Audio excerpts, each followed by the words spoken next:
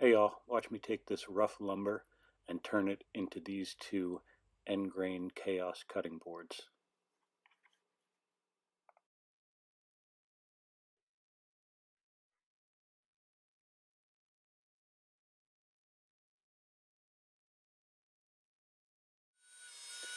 I'm fortunate enough to have a jointer and a planer, so we start at the jointer and give everything a flat face and one flat edge, so it gives me a perfect 90 to reference on the table saw. Now I send everything through the planer, and now I have two flat faces.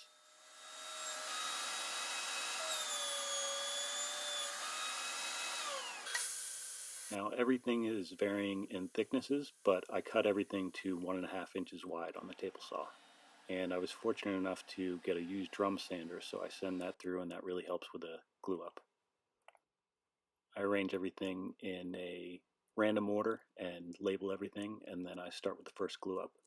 Now, because I have this drum sander, I can do up to about 18 inches wide, so this first glue up is right around 18 inches.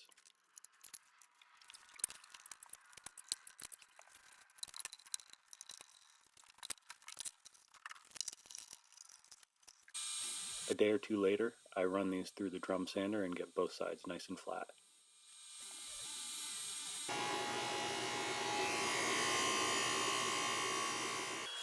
Next step, I cut these at 1.25 inches on the bandsaw, and I save a little bit of wood using the bandsaw because the kerf of the blade isn't quite as big.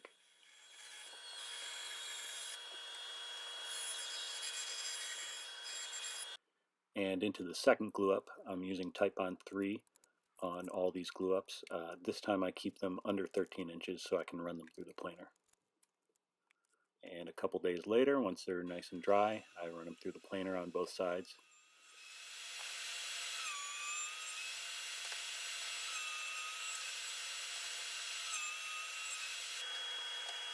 And one more pass through the drum sander. Having this has been really nice. It's been making the glue ups really, really smooth and clean.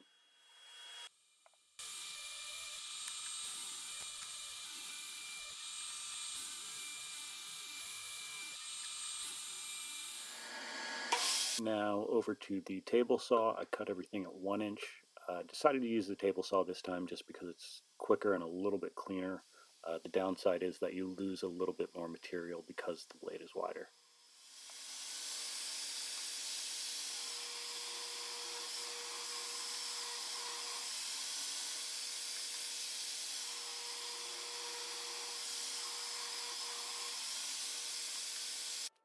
Here you can see the random end grain, and I'm making 3 panels, so I'll be able to collect from each of them to make more of a random pattern.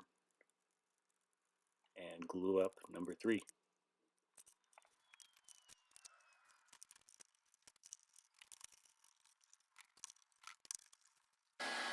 Now I've ran them through the drum sander one more time, and now they are ready for cross cutting. I cut everything to a little over 2.5 inches because I want to finish with an extra thick board around 2.25.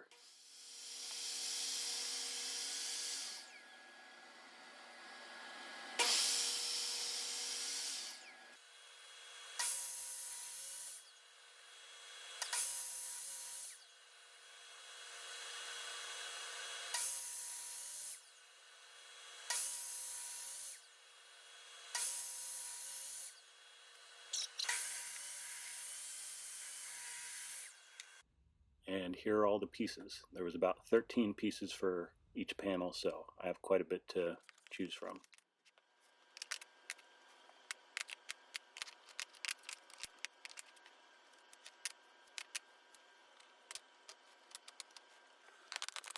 I run these through the drum sander one more time before glue up, and that gives me a really nice seam.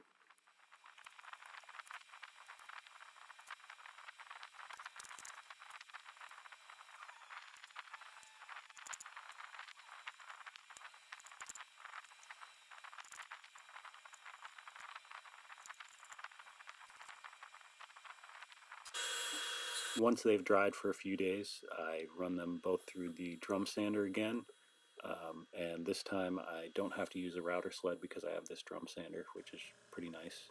And of course the pups are always out in the garage with us.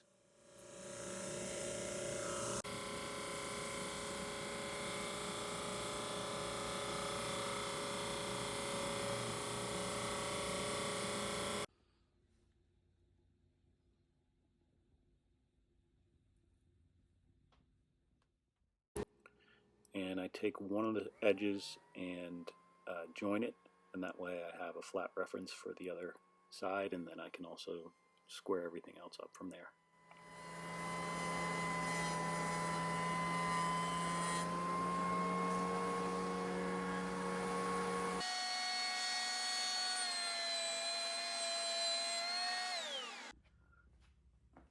I had just enough height on this blade to fully go through with the crosscut sled, and it bogged down a little bit, but we got it through.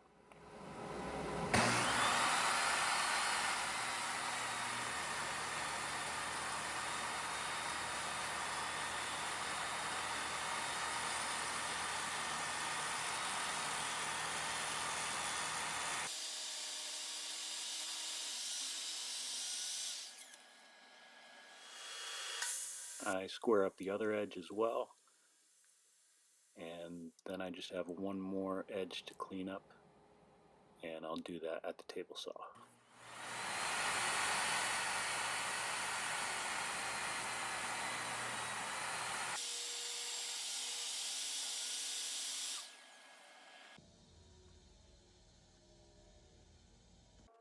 Now starts the sanding process. I use Festool Rotex with 120 grit because you have to take out the lines from the drum sander, and end grain is notoriously difficult to sand. Here's also when I fill any cracks or voids. I was lucky that this wood was in pretty good shape. I didn't really have too many issues. I did have one small void of some rotted wood that I needed to fill with epoxy right here.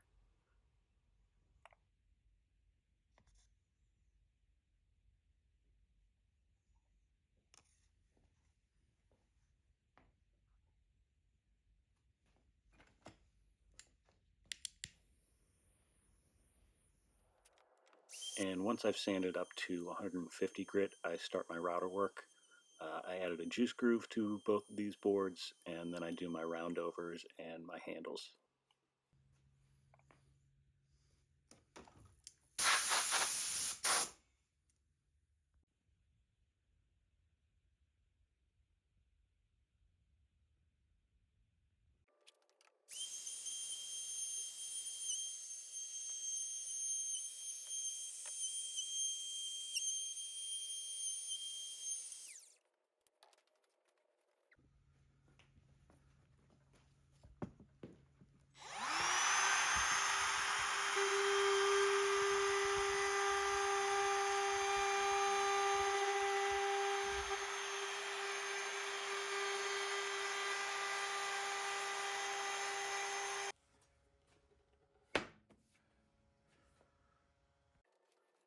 And apologies on the angle here. I'm just adding the finger grooves with a cove bit and a straight edge guide on the router.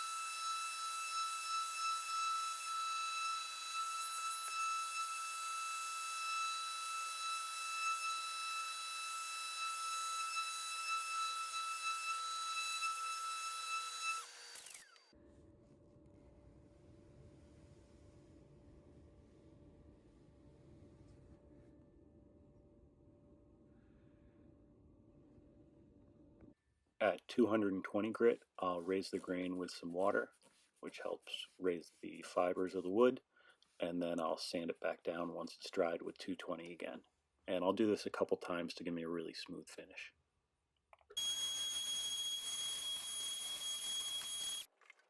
After the final sanding, I wipe everything down with mineral spirits and let it dry.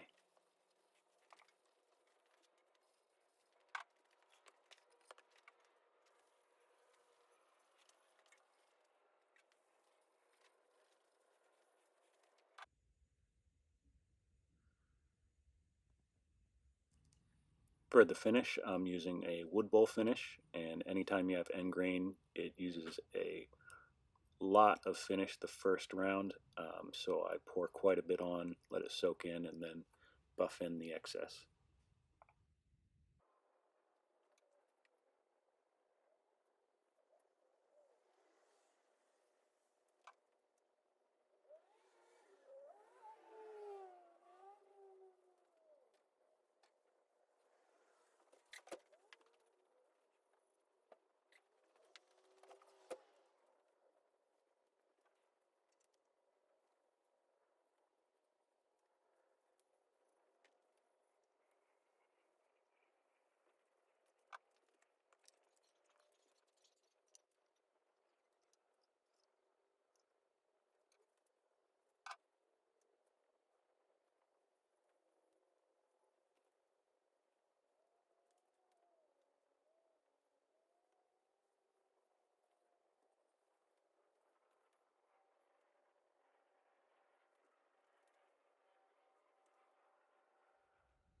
A couple days later, this is what it looks like after the first round of finish. Obviously, certain woods absorb finish more than others, so I give it a second coat, but not quite as heavy.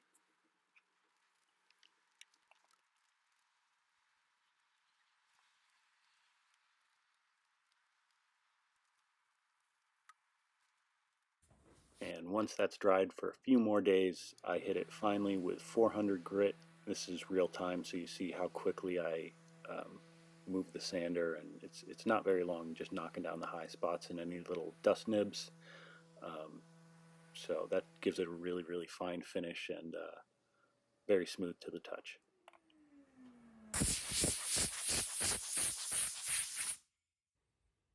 And then I apply a food safe beeswax finish.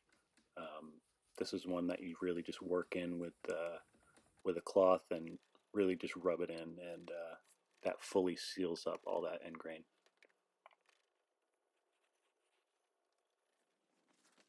And after a few minutes, I wipe off the excess.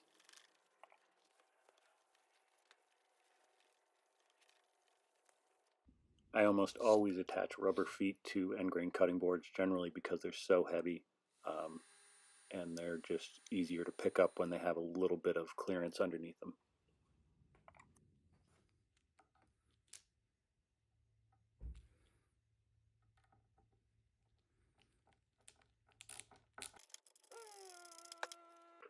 And finally, I brush on some wax on the top of these boards, and after about a month of work, it's nice to be on the home stretch.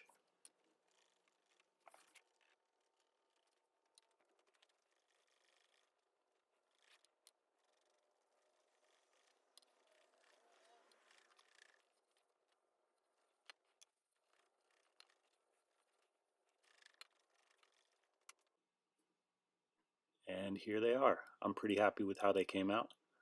Let me know what you guys think, and as of posting this video, these are both available on my Etsy shop.